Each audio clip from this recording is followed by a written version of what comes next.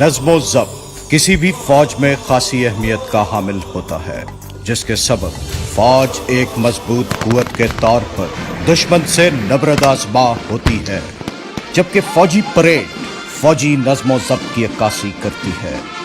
لہذا کسی بھی فوج کی پریڈ دیکھ کر اس کی پیشہ ورانہ صلاحیتوں کا بخوبی اندازہ لگایا جا سکتا ہے۔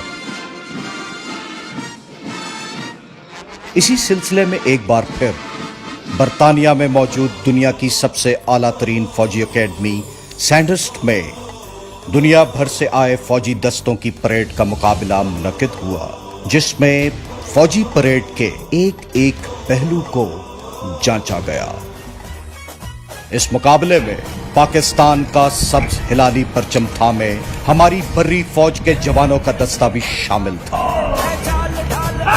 جن کی آمد سے برطانیہ کی ملٹری اکیڈمی کی فضا اللہ ہو کی صداؤں سے گونج اٹھی، اور جن کے قدموں کی تھاپ سے دنیا بھر سے آئے ہوئے فوجی دستے متاثر ہوتے رہے۔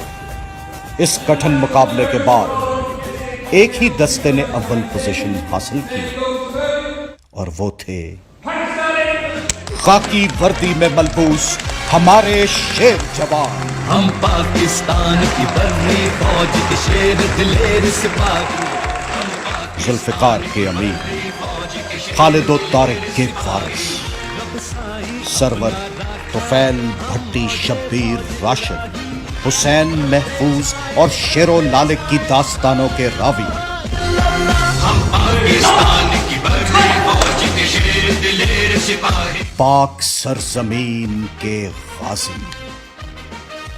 یہ وہ فوج ہے جس نے وہ جنگ جیتی ہے جو دنیا کی کوئی طاقت نہیں جیت سکی۔ یہ 20 کروڑ پاکستانیوں کی امیدوں کا مرکز ہیں۔ محبوب خدا کے پروانے، ایمان، تقوی، جہاد فی سبیل اللہ کی دولت سے فیض یاب ہیں۔